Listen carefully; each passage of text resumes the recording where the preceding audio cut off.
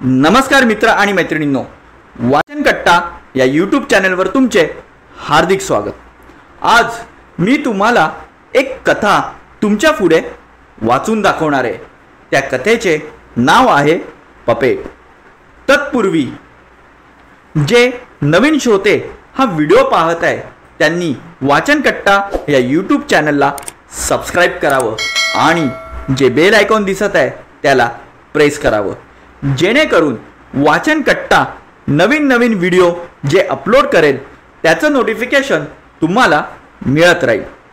चला तर मग सुरू करूया आजची कथा। घरात लग्नाची लगबग चालू होती। सगळ्यांनी नवीन लग्न म्हणून नवीन कपडे घातले होते। लग्नाची सगळी तयारी झाली होती। भटजींनी सुद्धा वेळेवर आले होते। त्यांनी लग्नाचा होम पेटवला होता। अंजली एक सुंदर लांब केस मध्यम बांधा, पण अंजलीने खरं खुश व्हायला हवं होतं, तर ती खूपच नाखुश होती। तिचं कशातच लक्ष लागत नव्हते। तेवढ्यातच तिथे तिचा प्रियकर राम बाहेरच्या खिडकीतून तिला हाक मारू लागला। तशी अंजली हाक ऐकताच खिडकीत आली आणि तिने खिडकीतून डोकावून पाहिले। आपल्या प्रियकराला बघून ती खूप खुश झाली। राम हा एक काहीही कामधंदा न करणारा पण अंजलीचा प्रियकर होता आणि म्हणूनच अंजलीच्या आई वडिलांनी तिचे लग्न त्याच्याशी न लावता एक सरकारी कर्मचारी मुकेशशी लावणार होते, पण नियतीने वेगळाच खेळ खेळला। अंजली आपल्या प्रियकराला बघून ती खिडकीतून पळून गेली। बराच वेळ झाला अंजली बाहेर आली नाही, म्हणून आई व वडील तिच्या खोलीमध्ये गेले असता त्या रूममध्ये अंजली नव्हतीच। हे बघून आई व वडिलांची पायाखालची जमीन सरकली। त्यांच्या मनात नाना प्रकारचे विचार येऊ लागले। कदाचित अंजलीला कोणी किडनॅप तर केले नसेल ना। इकडे अंजली आपल्या प्रियकराला बघून खूपच खुश होती। त्याच्या हातात हात, गळ्यात हात घालून तिला आपलेपणा वाटला। रामने सुद्धा रॉयल एनफील्ड बाईक खास तिच्यासाठीच घेतली होती। त्या बाईकवर स्वार होऊन दोघे निघाले हायवेच्या दिशेने। थंड वातावरण, गार वारा, समोरच दिसणारे धुके, आजूबाजूला सगळीकडे हिरवीगार झाडे, हे पाहून अंजली आणि रामचे मन तृप्त झाले। बघता बघता संध्याकाळ झाली। बराच वेळ गाडी चालवल्यानंतर आता कुठेतरी थांबवावं असे अंजली आणि रामला वाटू लागले, पण एवढ्या भयान रस्त्यात थांबणार तरी कुठे। शेवटी दोघांनीही निर्णय घेतला, जोपर्यंत कुठे हॉटेल दिसत नाही तोवर थांबायचे नाही। जवळपास 2 तास झाले। रात्री भयानक शांतता होती। रात किड्यांचे किरकिर आवाज। अंजली मात्र थोडी घाबरतच होती। अचानक थोडे अंतर पार केल्यावर अंजली आणि रामला एक बंगला दिसला। त्या बंगल्याच्या सभोवताली संपूर्ण जंगल दिसत होते। दोघांनी सुद्धा निर्णय घेतला आणि आजची रात्र इकडेच काढू, घर मालकाला विनंती करू आणि उद्या सकाळ होताच पुढच्या मार्गाला जाऊ। सामसूम रस्त्याची रामला थोडी सवय होती, पण अंजली मात्र खूपच घाबरली होती। नीरव शांतता सगळीकडे पसरली होती। मध्येच कुत्र्यांचं भुंकणं हे सर्व अंजलीच्या मनाला घाबरवत होतं। दोघेही बाईकवरून उतरले आणि बंगल्याच्या दिशेने चालू लागले। रामने हळूच बंगल्याचा गेट उघडला आणि दोघेही आत शिरले। त्यात स्वागत करण्यासाठी एक पपेट त्या झोपाळ्यावर बसला होता। आता मात्र राम आणि अंजली दोघे सुद्धा चांगलेच घाबरले। त्यांनी घाबरतच विचारले, कोणी आहे का घरात? 2दा राम आणि अंजलीने हाक मारली, पण त्यांना काहीही प्रत्युत्तर मिळाले नाही। अंजलीला एक भास झाला की पपेटने आपल्याकडे डोळे फिरवले। तिने लगेच ही गोष्ट रामला सांगितली, पण रामने त्याकडे दुर्लक्ष केले। 2 मिनिटांनी ती भयान शांतता त्यांना खाऊ लागली आणि आतमधून एक आवाज आला, कोण आहे? काय पाहिजे आहे? 65 वर्षाची एक वयस्कर आजी बाहेर आली आणि तिने प्रत्युत्तर दिल्याने दोघांच्या जीवात जीव आला. त्यांनी हळूच विचारले, आजी, आम्हाला आजची रात्र इथे काढायला मिळेल का? आजची रात्र काढून उद्या सकाळी आम्ही इथून निघून जाऊ. शहरापासून लांब, एकदम भयान रात्र आणि एक अनोळखी बंगला, या सर्वांचा विचार करून दोघांनीही त्या आजीला विनंती केली. आजीने थोडा वेळ विचार केला आणि म्हणाली, या आत. तुम्ही दोघे नवरा बायको आहेत का? हा प्रश्न विचारताच दोघांनीही हो असे उत्तर दिले आणि आजीच्या मागे चालत राहिले. बघितले, बंगला खूप मोठा, वेगवेगळ्या जुन्या वस्तूंनी भरलेला, सर्वत्रीकडे भयान असे भिंतीवरील चित्र पाहून अंजली रामला म्हणाली, चल आपण इथे नको राहूया, हा बंगला काही विचित्र वाटतो आहे.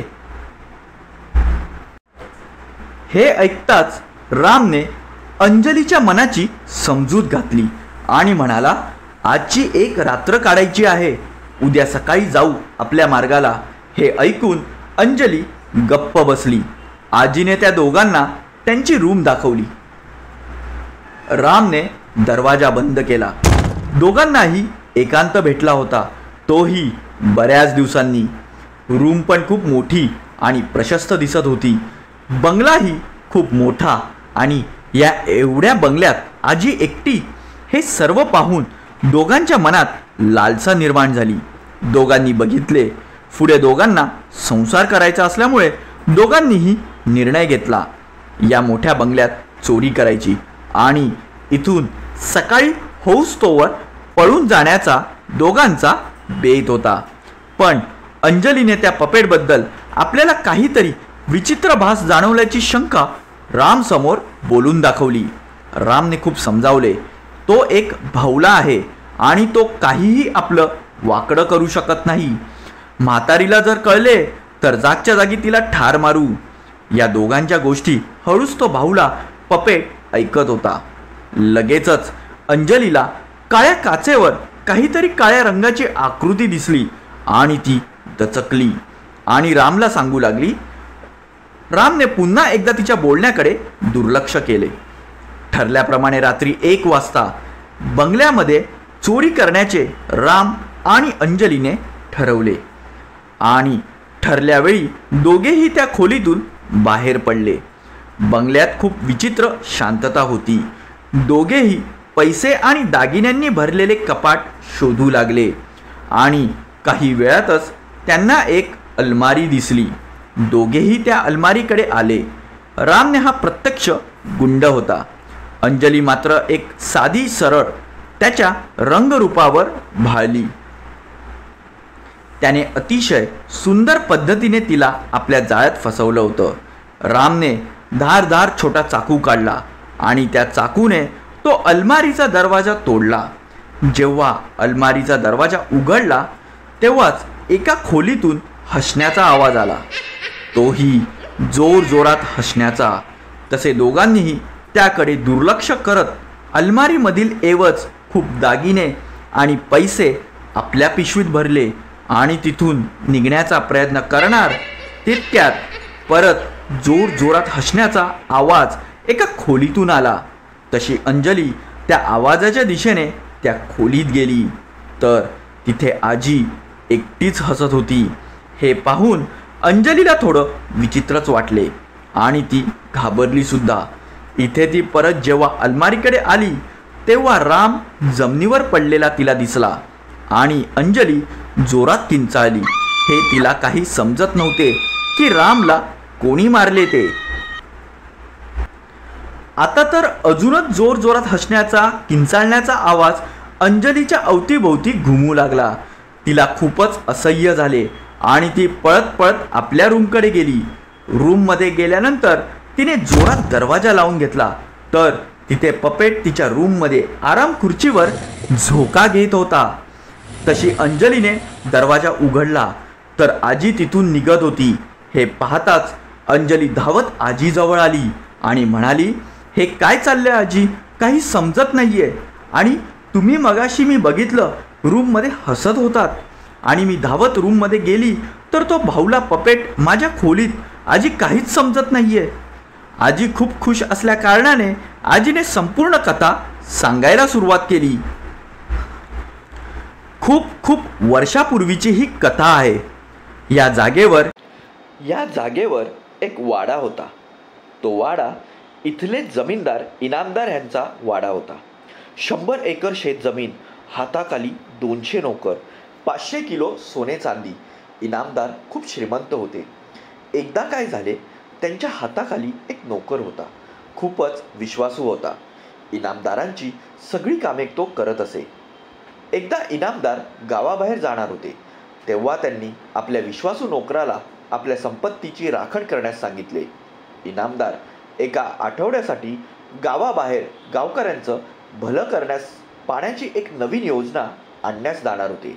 हीच संधी साधून त्या नोकराने इनामदारांच्या अलमारीत डाका टाकला. विश्वासू असल्या कारणाने अलमारी कुठे आहे हे सर्व त्याला माहीत होते. त्याने 100 किलो सोने, नाणे, चांदी, पैसा अडका घेऊन तो फरार झाला. हे ऐकून इनामदार खूप दुःखी झाले. पोलीस आले, पण त्यांच्या हाती तो नराधम लागला नाही. एक दिवस विचार करत असताना इनामदारांना एक युक्ती सुचली. त्यांनी तांत्रिकला बोलावून घेतलं आणि सांगितले, माझ्या बंगल्याची आणि त्यातल्या अलमारीची मी मेल्यानंतर स्वयं मलाच रक्षा करायची आहे. त्यासाठी उपाय तांत्रिककडे मागितला. तांत्रिकने त्यासाठी एक मोठा हवन केला. तो हवन पूर्ण झाला. हवन संपूर्ण झाल्यावर तांत्रिकने, जेव्हा तुम्ही मराल तेव्हा एका निर्जीव वस्तूवर तुम्ही हात ठेवून मी दिलेला मंत्र म्हणा. तुमचा आत्मा लगेचच त्या निर्जीव वस्तूमध्ये जाईल आणि तुम्ही सगळ्यांना वशमध्ये करू शकाल. तसे इनामदार खूप खुश झाले. जवळपास 25 वर्षानंतर इनामदार मरण पावले आणि मरता क्षणीच इनामदारांनी तसेच केले. एका भावल्यावर हात ठेवून ते मंत्र म्हणाले आणि त्यांचा आत्मा त्या पपेटमध्ये गेला. आजीच्या नवऱ्याने हा वाडा त्यानंतर विकत घेतला होता. पण पोरी, ही जागा शापित आहे. इथे चोरी करायला काय, इथे राहायला सुद्धा कोणी येऊ शकत नाही. त्या नराधमाने माझ्या नवऱ्याला सुद्धा मारले आणि मला त्याच्या वशमध्ये केले.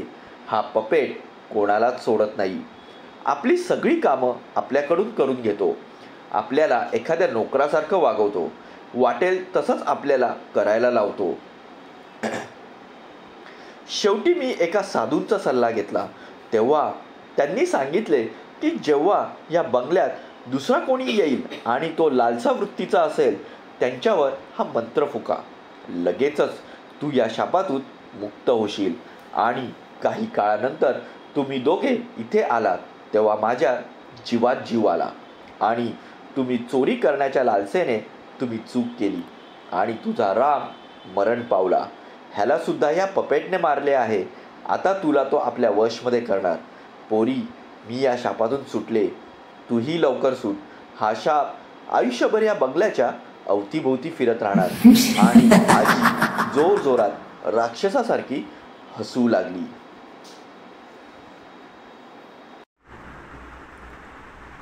तर मित्र आणि मैत्रिणींनो, कशी वाटली आजची कथा?